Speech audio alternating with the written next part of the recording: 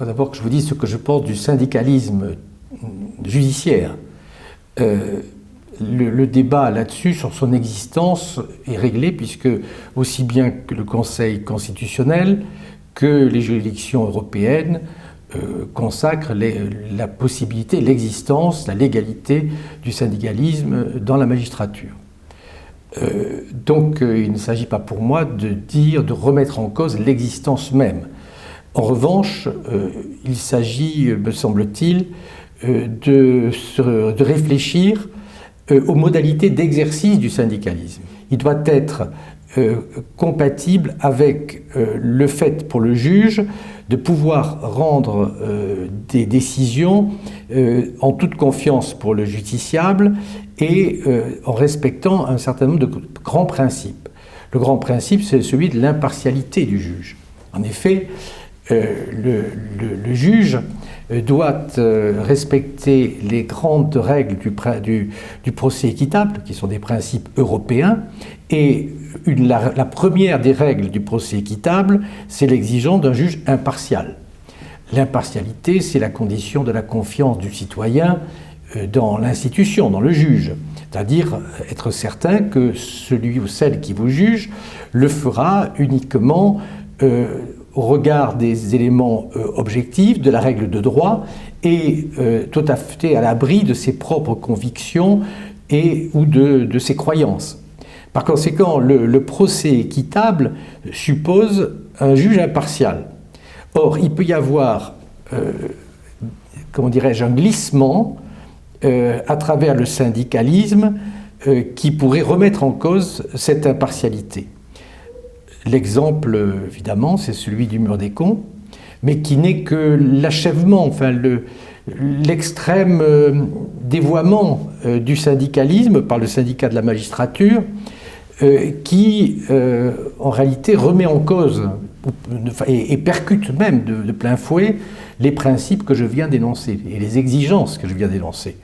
Alors, il n'y a rien d'étonnant à cela, puisque le syndicat de la magistrature, dès son origine, a considéré qu'il fallait remettre en cause, si vous voulez, la légitimité du juge. Donc il voulait créer ce qu'il a appelé une crise de légitimation du juge, en contestant un peu les principes mêmes de la société dans laquelle le juge intervient.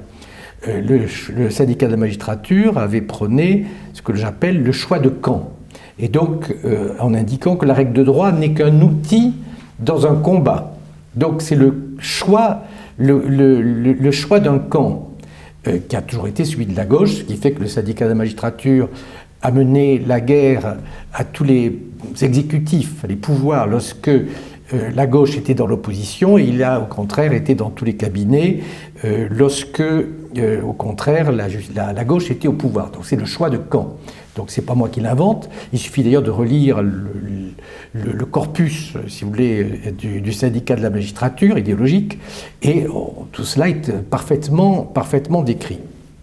Le problème, si vous voulez, c'est que cette façon, ce dévoiement du syndicalisme crée une crise au sein de l'institution, c'était d'ailleurs fait un peu pour ça, et est de nature à susciter de la part des justiciables une défiance vis-à-vis de ceux qui le jugent. Donc on a aujourd'hui, me semble-t-il, par ce dévoiement du syndicalisme, qui est avec, si vous voulez, l'exacerbation et la vulgarité de l'affaire du mur des cons, une traduction du syndicalisme qui remet en cause de façon frontale tous les principes essentiels. D'ailleurs, il suffit de discuter avec des juges étrangers, si vous voulez, ils tombent de leur chaise lorsqu'on leur explique ce qui se passe. On s'étonne même que l'affaire du mur des cons, qui s'est traduite par la mise en examen de la présidente du syndicat de la magistrature, mais enfin là, la justice n'est pas très rapide, puisque à ce jour, le procureur de Paris n'a toujours pas renvoyé l'intéressé devant le tribunal correctionnel. Donc cette affaire-là, normalement, si les esprits n'était pas, enfin, était bien informé, aurait dû conduire, si vous voulez, à une remise en cause fondamentale du syndicalisme. Il y a ce que je vous dis, une dénonciation de ce dévoiement. On attend toujours. On a donc, après un petit remue-ménage, on est revenu aux errements anciens. Or, des errements, je vais vous expliquer rapidement, ils se traduisent d'abord par le fait que, à partir du moment où le syndicat de la magistrature revendique l'exercice normal du syndicalisme, ça se traduit notamment donc par la liberté d'expression syndicale. Donc, à partir de là, le syndicat de la magistrature a considéré que la règle de l'obligation de réserve était poussiéreuse et, si vous voulez, à mettre au rebut. Et alors qu'évidemment, il est essentiel pour le juge d'avoir beaucoup de prudence dans la façon dont il s'exprime, puisque, à travers ce qu'il dit, il peut ruiner la confiance que les citoyens ont envers lui. Je viens d'une magistrate qui avait dit que les banquiers ou les assureurs étaient des voleurs. Alors si vous êtes un jour devant une juridiction où il y a ce magistrat et que vous êtes banquier ou assureur, quelle est votre capacité, votre degré de confiance dans ceux qui vous jugent? Donc l'impartialité, qu'elle soit subjective ou objective, doit être préservée, et le moyen, c'est quand même l'obligation de réserve. Or, il faut bien dire que l'obligation de réserve, de la part des syndiqués, est complètement bafouée au nom de la liberté syndicale, de la liberté d'expression syndicale. Le droit de grève, qui est interdit par le statut de la magistrature, est également contesté de plus en plus, au moins dans son principe même, et parfois dans des pratiques, c'est-à-dire il y a des congés maladie étranges ce jour-là. Vous avez également, de la part du syndicat de la magistrature, des contre-circulaires, c'est-à-dire que le syndicat va éditer une circulaire contraire, qui prend le contre-pied de celle du ministère de la Justice, pour donner un point de vue différent. Ce faisant, vous le comprenez aisément, il n'y a pas besoin d'être avocat pour ça, ou juriste, à partir du moment où vous prenez une position sur un problème juridique, il est évident qu'il y a un problème après sur l'impartialité, sur la façon dont le texte est mis en place et sur l'impartialité du juge. Donc, voilà encore un exemple, mais vous avez également je ne parle même pas des défilés de magistrats entre République et Bastille, qui bafouent totalement, si vous voulez, la place que la justice doit avoir dans l'État, pour les mêmes qui revendiquent d'être quasiment un pouvoir.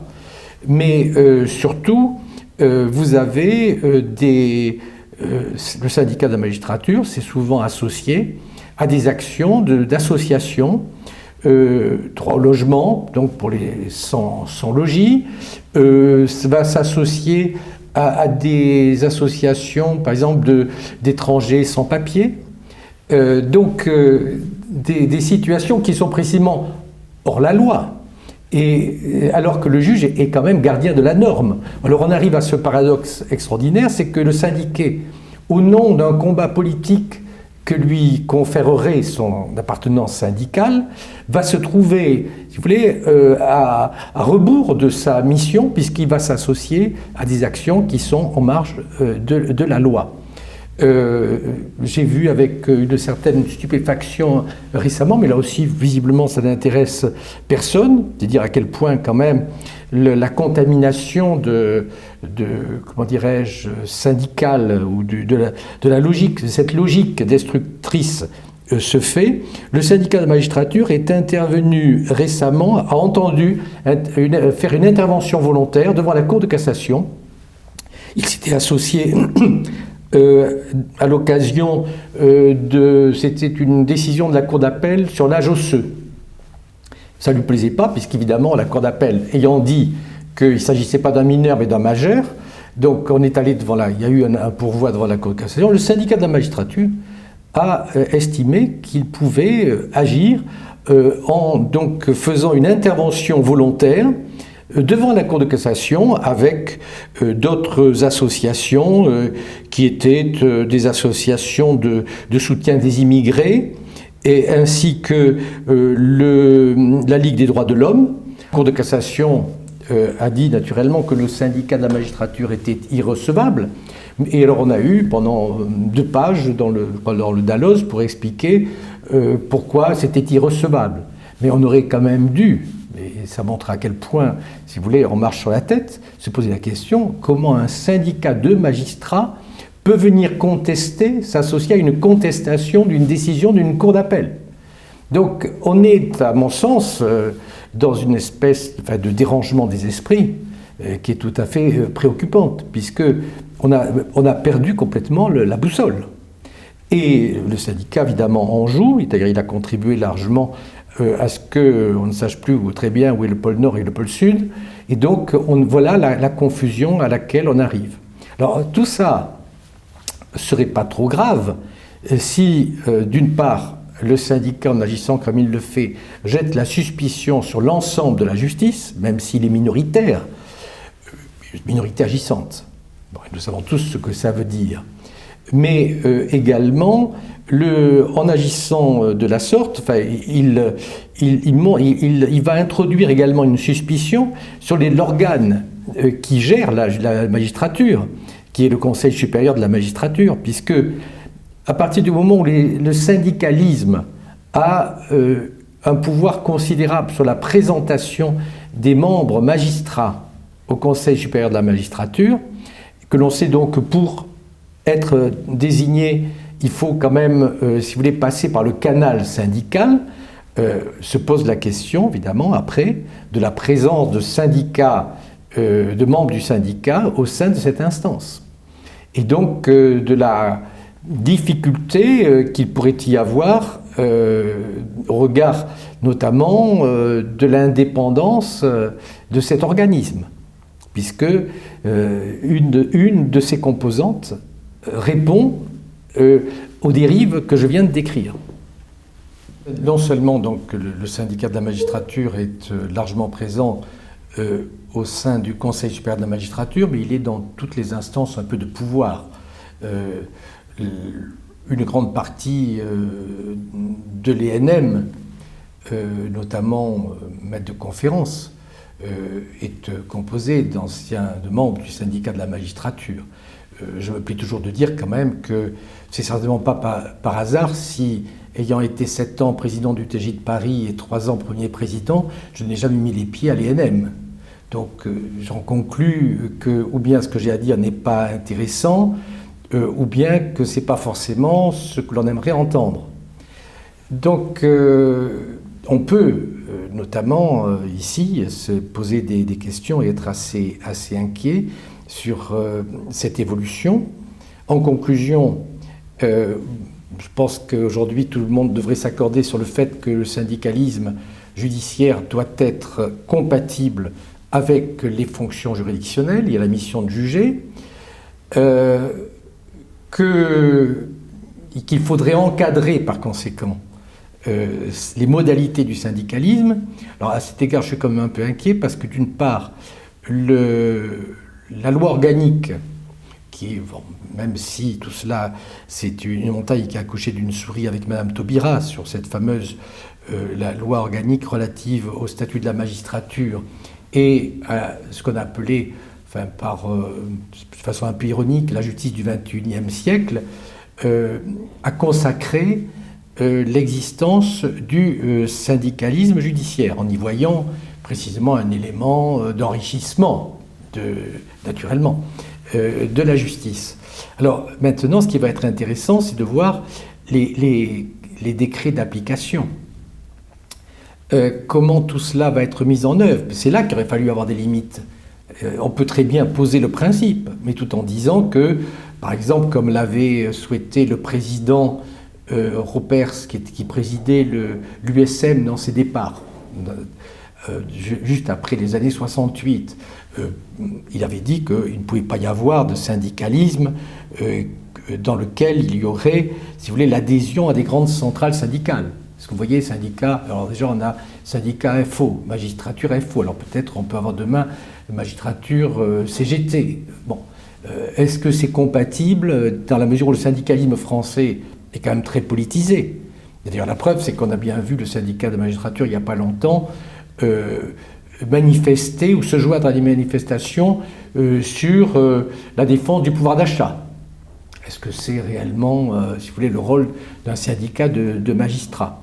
Donc, je suis inquiet parce que je crains que toutes les déviances que je viens d'indiquer, qui pourraient, à l'occasion de la loi organique, être bien délimitées, encadrées, je crains qu'en réalité, ce soit au contraire une permissivité supplémentaire qui soit engagée. Donc je pense qu'il faudrait être extrêmement vigilant, mais enfin, moi, en ce qui me concerne, je n'ai aucune inquiétude, enfin, si j'ose dire, sur ce qui va se faire. Il va s'agir en réalité de permettre au syndicalisme de se développer sans prendre en considération les effets pervers qu'il a. Donc voilà le point de la question. Je pense que la question essentielle de la justice française, si elle veut être une justice qui recueille l'assentiment de nos concitoyens et leur confiance, c'est quand même de mettre fin à cette dérive.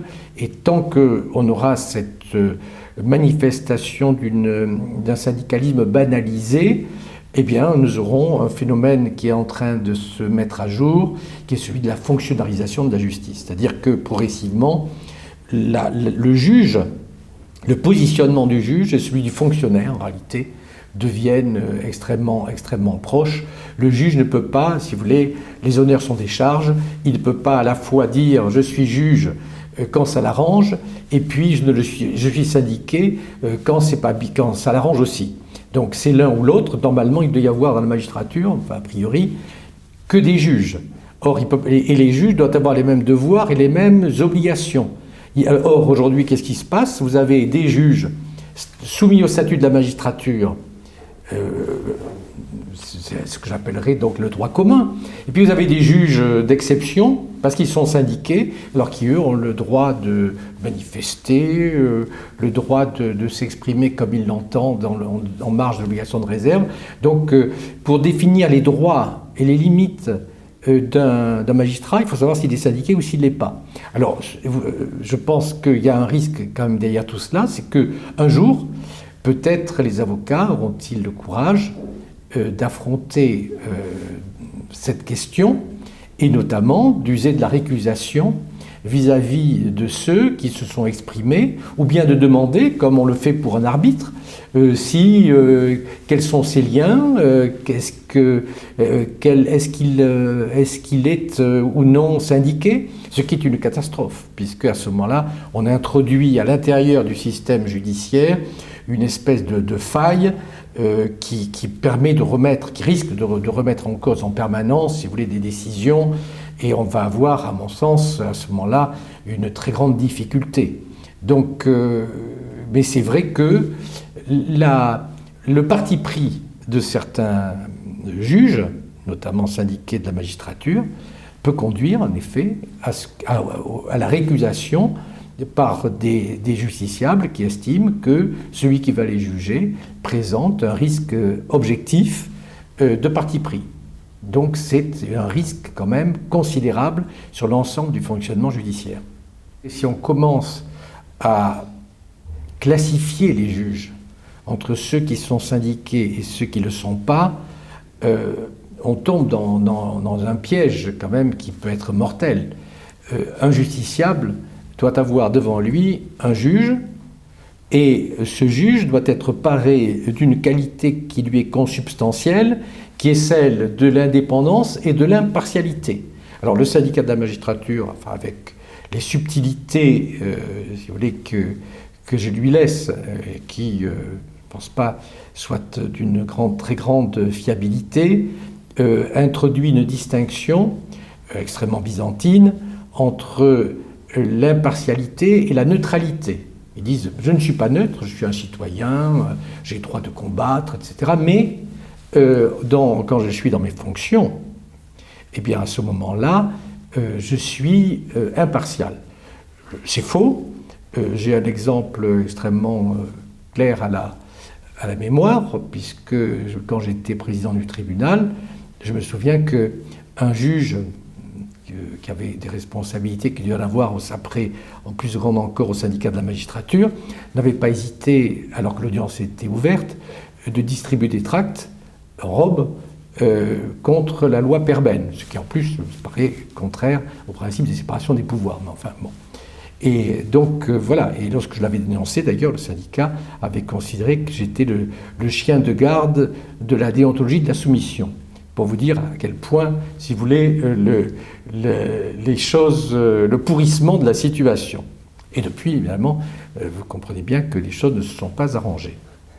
Ce que je dis, c'est qu'il faut encadrer ce droit syndical qui ne peut pas être un syndicalisme banalisé pour qu'il soit compatible avec l'impartialité attendue du juge, et sans lequel il n'y a plus de procès équitable. Donc, il faut, d'une part, veiller à ce que les magistrats respectent scrupuleusement l'obligation de réserve, qui respectent toutes les obligations liées au statut, concernant notamment le droit de grève, l'absence d'expression politique, car en effet, si on considère, pour ceux qui considèrent que la justice est un combat politique, écoutez, il faut qu'ils aient le courage de faire un combat politique à l'extérieur. Ils ne peuvent pas avoir la solidité du statut de la magistrature et la protection, et puis après venir dans le combat.